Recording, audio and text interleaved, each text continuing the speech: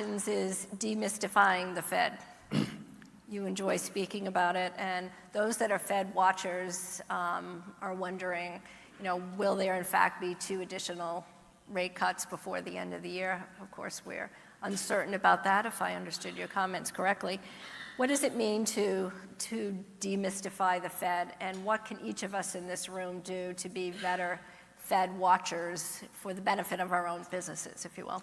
So not so many years ago, maybe 40 years ago, and for a long time before that, the main theory of central banking was to be mysterious and obscure. In fact, Montague Norman, who's a very famous former head of the Bank of England, but ending in the middle of World War II, famously said, never apologize, never explain. And he thought that monetary policy worked back, and everyone thought, it works best when no one understands. It's kind of mysterious. So starting maybe 40 years ago, a bunch of economists, including Alan Blinder and a number of others, said, you know what, that's wrong, because if markets and the public understand the way you'll react to incoming data, then they'll kind of do your job for you. And so they argued for greater transparency.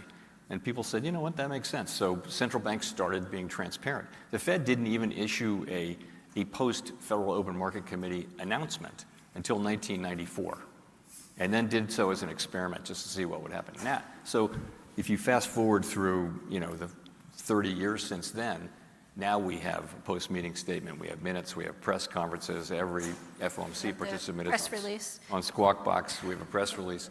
So, and maybe some people say it's too much, it's excessive, but so that's the way it's evolved. So we try really hard to communicate with the interested public in a way that is useful and comprehensible and jargon-free. That's what we focus on, and that's all we're trying to do. So we don't use their, every profession has their jargon, and you kind of need it for internal conversations, but we try not to do that. So that's all we're trying to do.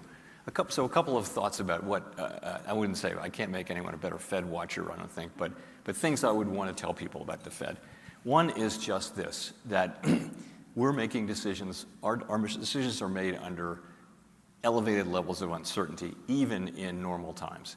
The economy is fundamentally, no one has been able to predict the economy more than for the next few months. It's an unpredictable, it's this enormous entity, and it's just not that predictable. So we have to we take very much a risk management approach, and one of the risks we're managing is that we don't exactly understand what the current state of the economy is and where it's going to go.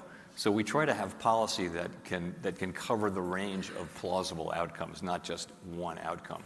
So that's one thing. So we're never saying that we know the economy is going to do this or we know it's going to do that, because honestly, famous statement is financial forecasters are a humble lot with much to be humble about. So that's one thing I would say. Another is that you should, I just have to say this, whenever we make decisions, we're never, ever thinking about political things. And so we're based in Washington, D.C., and many people, in Congress, and they're often things are seen through a lens of, is it good for this party or bad for this party or this politician? We're just not looking at things that way. We're looking at what's the best thing for the people that we serve in the medium term. What's the best policy?